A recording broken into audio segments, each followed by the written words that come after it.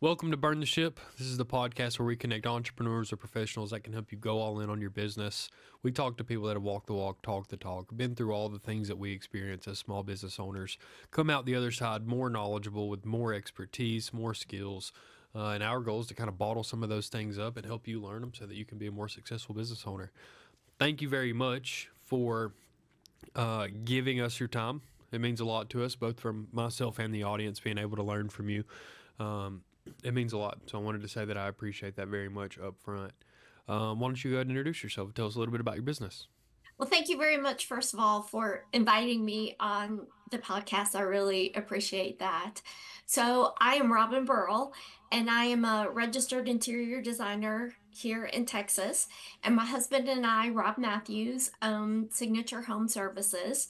We are a design, build, remodeling company, and we do renovations, interior design, and we also have a handyman division.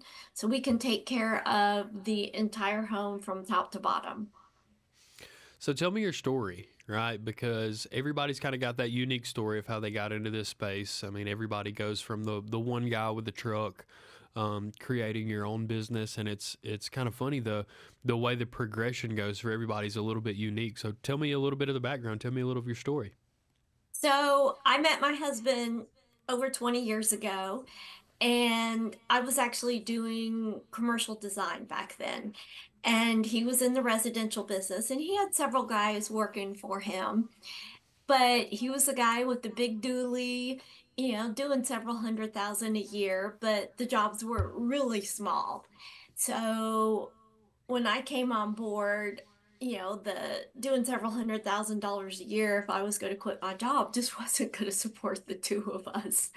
So, we decided that we were going to grow our business. And since he had been in the industry for so long, because his father used to own a flooring business when he was young, so he knew all about flooring. He had run trim, and then he had joined the Marines at 17.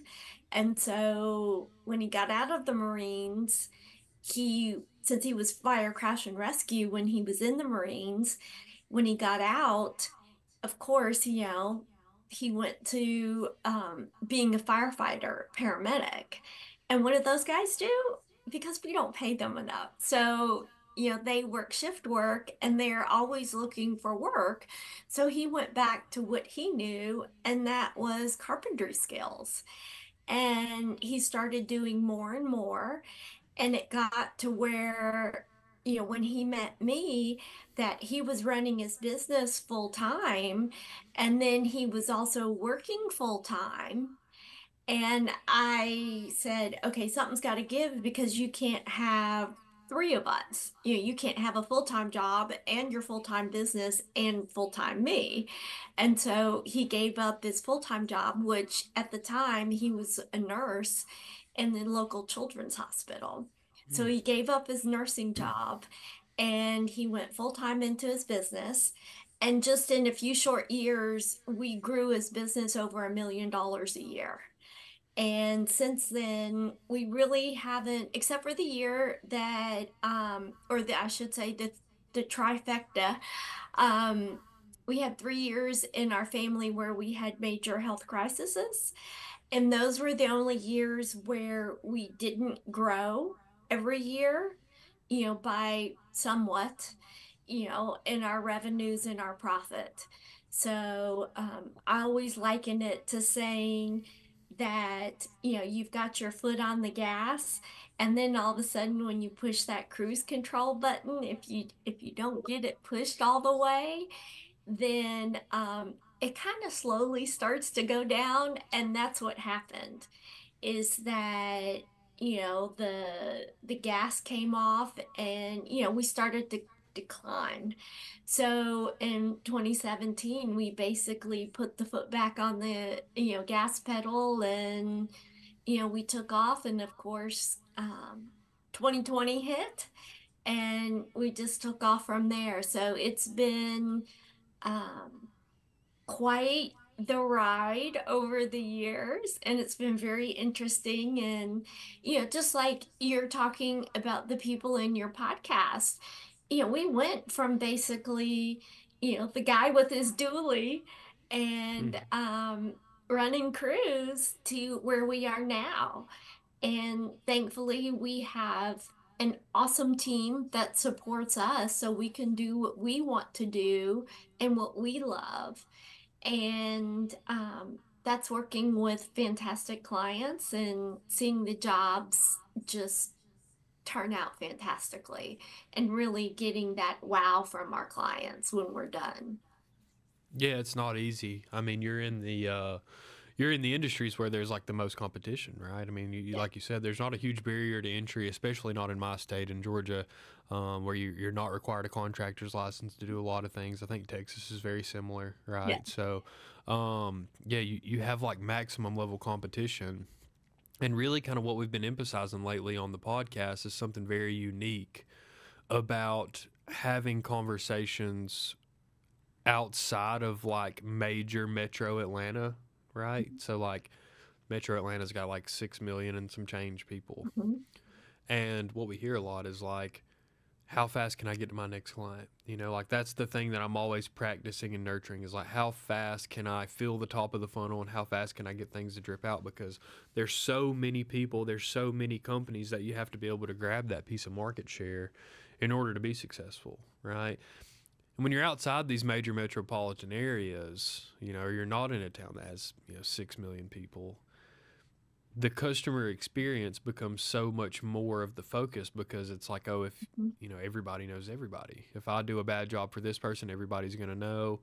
I had one of my clients say it best. That's like in the Wilmington area in North Carolina. They were doing a lot of like rehab work on homes on an island, like right off the coast. And he was like, if you mess up one job on this island, that island is gone for you. Like so, the customer experience being so focused, being so customer centric is really important in your line of work as far as being able to grow your name, add different services, build a bigger client base. It's like a very very unique thing. So, um, tell me a little bit about how you guys have kind of implemented these different things, right? Because you being the interior design is obviously after all of the building and contracting is done, and you guys kind of have several solutions now where you walk this client kind of from beginning to end to reinventing their space. What was kind of the motivation for those choices? Well, I think it was to become that full service, to provide the need, because, we get a lot of clients, since our clientele is older, we offer the services, just like you said, it's about developing that relationship. So we have clients that are older, um, and that's where our avatar is. Our typical client, I would say, they're getting a little bit younger, but they're in their 40s, 50s, 60s, and some of them we've worked with for 20 plus years now, and so they're getting much older to where they can't go up in the attic. And so at Christmas time, we'll even go over and take the Christmas tree down because they don't want to climb up in the attic or they don't want to get on a ladder anymore. So we change out light bulbs for them. So that's how we came about even the handyman side of our business. And then with the interior design side, it was providing that full service. Since I am a designer, it just seemed natural. And I was seeing that our clients were frustrated. They were trying to wrap the whole project up, the renovation, and then making sure that it was cohesive with our furnishings afterwards. Because if you're doing a huge kitchen and living room and taking down walls, a lot of times your existing furniture and your floor coverings just aren't going to match anymore because typically it's something that you've had for 10, 15 plus years and it's out of style. So now, we've lightened and brightened and brought everything up to date. They want everything else to be up to date. So, it's again, it's all about developing that relationship And yes, we are always looking to build that client relationship. We are always looking for new clients, but I would say more than 60% of our work every year is repeat. And our office manager just told me earlier today that we have one repeat client on the handyman side that Daniel just evidently she just calls him directly now and he just books the appointment, puts the appointment in our software system and the ladies here in the office don't even know what he's doing until he enters the invoice and she makes the payment. So that's just a testament to how good he is and the relationship that he has developed with that family that they reach out to him and he's there, doing little things for them all the time. Sure. Oh yeah. So maybe this is the same answer, right? But what's kind of been your superpower? Like, what's been the thing that keeps you guys growing? I know that customer centric mindset is definitely very important, but Mhm. from your perspective in your business and your trade, what is it that you guys do so well that keeps you growing year after year? I think it is about the relationship building. We know when one of our clients just lost her husband. And so we've been working with them for several years. And um, as soon as I learned that he had passed away, I sent her a text. I said, I'm so sorry. Um, is there anything we can do? And she so much appreciated that. We sent her, I don't know if you've ever heard of Spoonful of Comfort, but they Hmm. send, soup and cookies and biscuits. And, I knew that she lives alone now. So we sent her that. They're not having the memorial service until later this month. And since he was a vet, they're having it on Memorial Day weekend. Oh wow. Yeah. And so it's just the little things, when we hear that one of the kids made, some regional title, we'll set up a congratulations in the yard, or we had two of our clients last year that turned 40. So we put up big happy birthday signs in the yard for them. One of our clients has a challenged daughter. And so on her birthday, we put up a sign in the yard. They didn't even know who it was until a couple of months later. And I happened to be chatting with the mom, and she said, by the way, was that you that put up the sign for us? And I said, yes. And she said, it kind of was a fleeting thought. And then I just realized now, talking to you, that that was probably you who had done it. So it's just those little things over the years. It may not seem like a lot, but you stay top of mind. And our whole team now is used to that. So now the whole team will tell us what's going on. If something is happening in their lives, then we understand why all of a sudden maybe they got upset. And they're normally not the type of people that get upset. But we know that, hey, mom just had an operation, it's more stressful, or, one of the kids broke their arm, or something. But we know what's going on in their lives because we ask and we keep up with them on social media, but the whole team is aware of what's going on. So what have been some kind of the obstacles, right? I know you talked about like personal health being a barrier to growth for a period of time in Mhm. your business journey, but if there are other obstacles that you guys have faced that have been something that you can't foresee that you've had to overcome? Yeah, I'd say a couple. Um, One of the big things, and it was even early in our marriage, was Rob fell 18 feet off of a roof. Wow. Yeah. And there was another gentleman that was in your area. Um, he and Rob were both really active in Nari at the time, and he didn't fall near as far as Rob did. He ended up in a wheelchair, and Rob has no lasting effects from his. But that was a big eye opener. And thankfully, before we had gotten married, we had done wills and power of attorneys and everything like that. Because now I see a lot of small business owners don't have any of that set up. And as you know, the one guy with the truck, if you don't have that set up and you're injured on the job, what is your partner going to do? Your spouse going to do? How are they going to take care of things for you?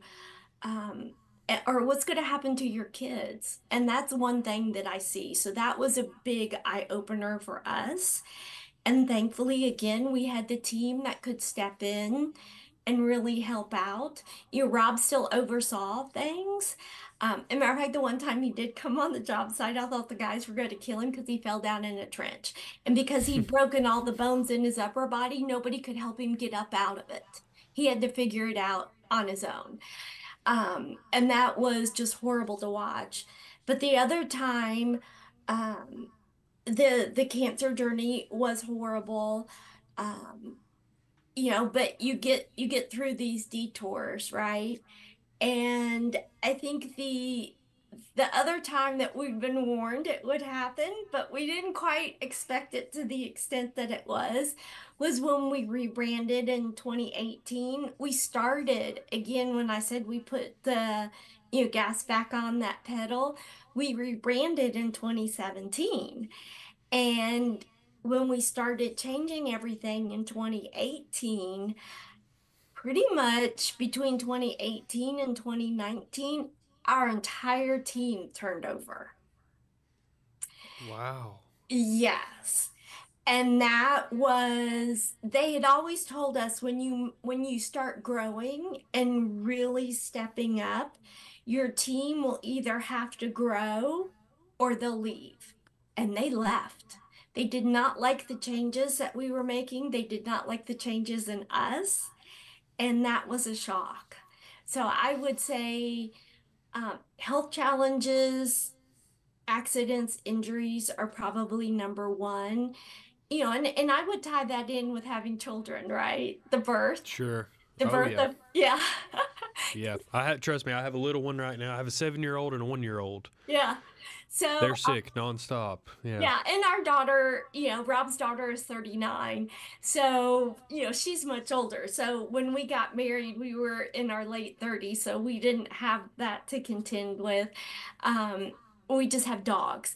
But the the health issues, and I'll put that in with older parents, because the whole trifecta of the 3 years of health issues, it was me, Rob, and my parents. um Death of family members is another one. That takes a big toll because Rob's lost both of his parents and I've lost my dad, and then having to take care of the surviving parent. That's another one. You're never prepared for that. Um, and then rebranding, growing. So when you take those big jumps, the team's got to jump with you or you will have turnover.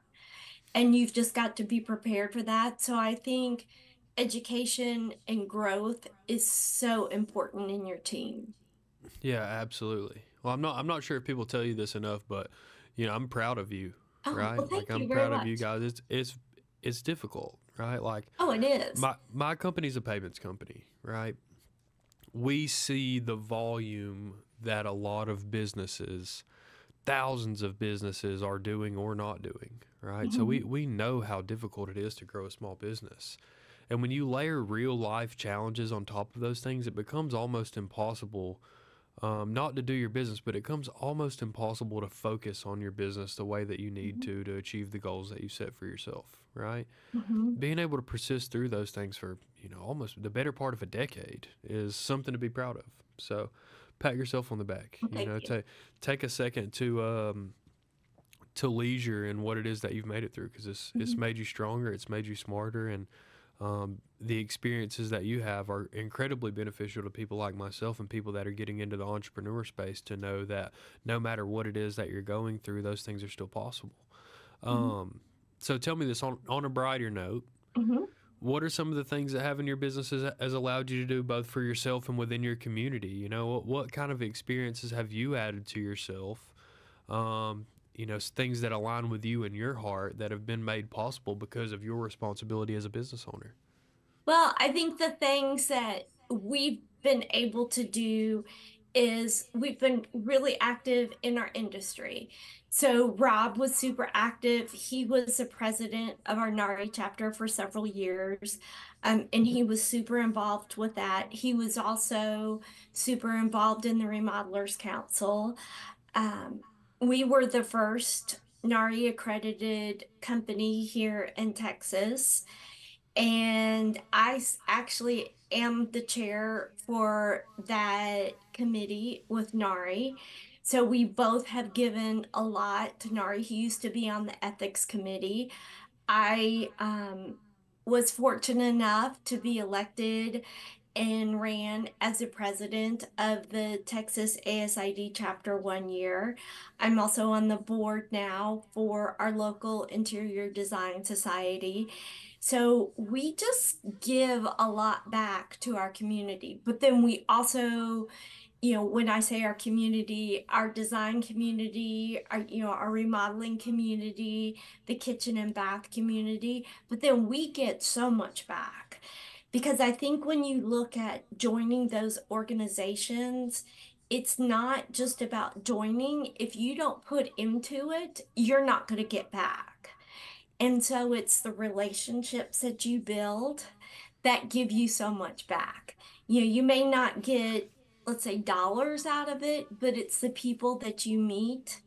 And again, what you're talking about, it's all about the relationships. Who can you call to help you? Because let me tell you, when the time when I had cancer, when Rob fell off the roof, we had people contacting us from all over. What do you need? What can we do? Do you need help running the company? Anything that you need, we will be there. And so that knowing that you've got these people all over the US that are there to support you is amazing. Yeah, it definitely is, and you only get that by you. Like I say it all the time. You have to be able to give something away, Yeah. right? Whether it's your time or a service or your advice or your ability to mentor people, you have to be able to give something away in order to give something in return, right? Like a lot of my company, I think 5 of us are BNI members here. Do you know what BNI is? Yes, yes, yes, yes. Uh-huh. Yeah, so we love BNI, givers gain, right? Like Mhm. we love to be able to spread the wealth.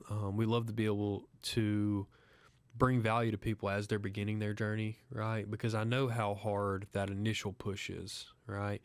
And sometimes it feels like business is going so well that you're just holding on for dear life, riding downhill in a Mhm. go kart, right? Like sometimes it's just out of your control, clients coming left and right, plenty of work to do. But sometimes it feels like you're back on the uphill, right? Sometimes it feels like that next client's never going to come. You're going to run out of money. You're going to fail. You're going to have to go get a job. Like everybody deals with a little bit of that imposter syndrome in the back of their mind. Like, why do I deserve to be successful?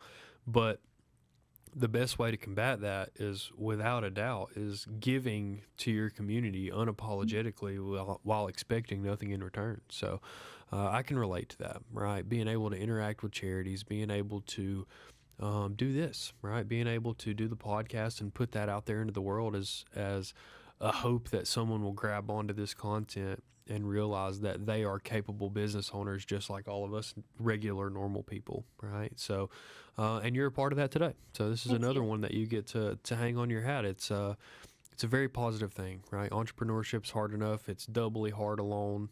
So we appreciate you very, very, very much Thank for you. just telling us your story and telling us kind of what it means to you to be able to, um, be a business owner and bring back value to your community. Mhm. How do people find you if they want to buy something from you? If they have questions to ask you, if they're in your Mhm. area, how do people go about getting a hold of you guys and asking questions?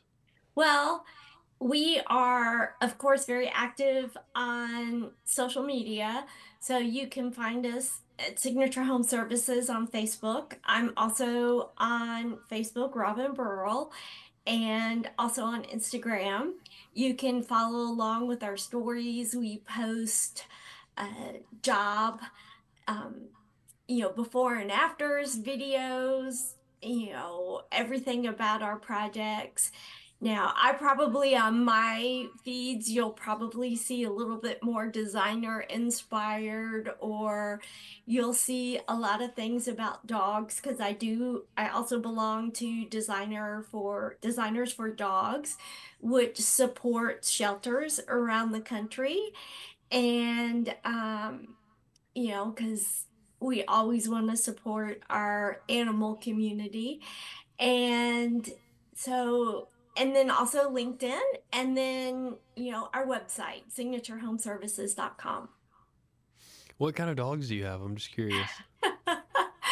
Well, we were talking with friends one night and we realized that since Rob and I have been together, we've had 13 dogs. Wow. Yes. So we currently have five, and our youngest are, let's see, they are 8 month or 9 month old, and they're supposed to be multi-poos, but I think they have a little bit more than that in them.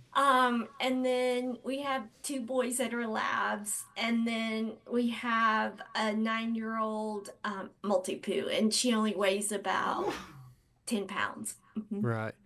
Yeah, I have two twin schnoodles. Oh, So yeah, and um they're about 3 and they are fully rambunctious. yes.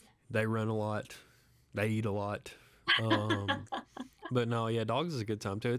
It's very similar. I draw a lot of parallels between your relationship with your clients and your relationship with your dogs, right? Because like a dog is going to give you its trust and faith Hmm. without asking a whole lot in return pretty early in the relationship, but it's kind of up to you to continuously find a way to redefine that relationship, right? Like it's a unique thing, and for your dog to love you and keep loving you and being interested in you and be the happiest that they've ever been when you get home is a really really unique thing. It's kind of the same as your kids, right? Like Hmm.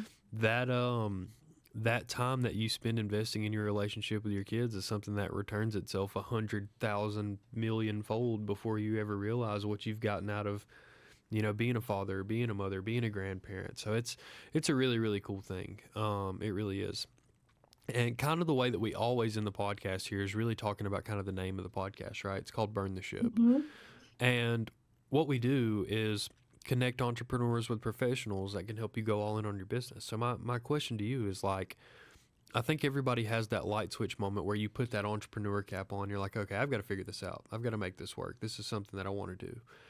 And so I ask you, like, what is it like to be an entrepreneur? What is it like to burn the ship and commit to being a business owner and going through all of those really difficult things that you know you're going to go through and coming out the other side better than you started, right? Like, what type of gratification do you actually get out of being a business owner?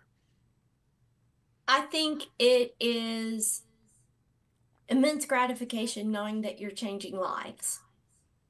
Um, you're changing your employees' lives, your suppliers' lives, the tradesmen, you're changing your family's life, the clients that you work for, you're making a difference. I volunteered, on boards with the city, um, junior league, you know, women's organizations. So you see, even though you're this little bitty part of it, you are making a difference in somebody's life somewhere along the way.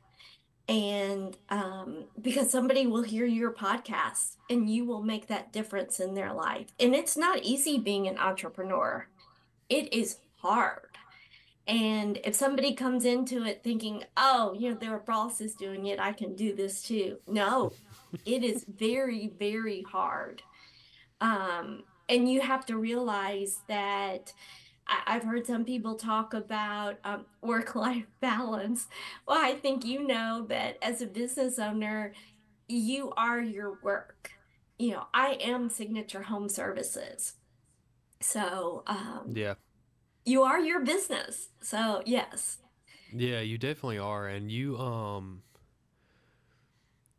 earn everything that you get in business, Hmm. right? Like I've said that a bunch of times on the podcast, but the best thing about being a business owner is that it's so hard. And what I mean by that is like the fulfillment and gratification and faith in yourself and skills in humanity that you build over time by building relationships with people on good faith. It changes who you are as a person, right? It changes the way you become a more optimistic person. You become happier, Hmm. because you know you put the work in that you were required to put in order to deserve the things that you deserve now. So it really is a cool thing. And I appreciate you for being a part of the experience for our audience, right? Like maybe this is the tipping point for some of those people where they say, okay, I am going to bet on myself. I do believe in myself. Let's give it a try. Or maybe I have questions and I want you to be a part of a mentor of that. Maybe I'm interested in some of the organizations that you're a member of or on the board of that provide value to people in my industry. Like those things go such a long way, and they go undervalued, they go underspoken about. And I think that if people really take advantage of those things and pour into other people, that you unlock this thing in life that's really really hard to unlock. That gratification and that way that you can be proud of yourself is a really really cool thing. So Hmm. thank you very much. Thank you. I appreciate you. We will get to work editing this, and we'll put it out sometime in the next couple of weeks. Okay.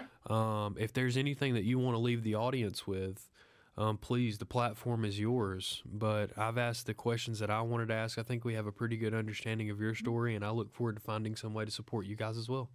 Well, thank you very much. I just say, if I hope that, too, what I've said hasn't, it's hard to be an entrepreneur. I think the gratification outweighs everything else. Knowing that you are making a difference, um, is huge, and I wouldn't change it for the world. So, and being able to go do the things that we love to do and spending the time um, doing the things that we love to do, because Rob and I are both at that age where most of our friends are retiring. And I told him, I said, what am I going to do if I retire? I said, I can't afford to retire because I'm just going to want to shop and travel all the time. So that's not going to work. So I'm okay with keeping on working. And he said, okay. And so at least we're on that same wavelength. But when you love what you do, it's not work. Yeah, it's really not. Like you said, the gratification outweighs the work. You're going to go through some things, but it's going to make you better in literally every Yeah. aspect of your life. So, Yes. well, thank you very Thank much. you. I appreciate it. And for everybody out there, bet on yourself, burn the ship. Yes.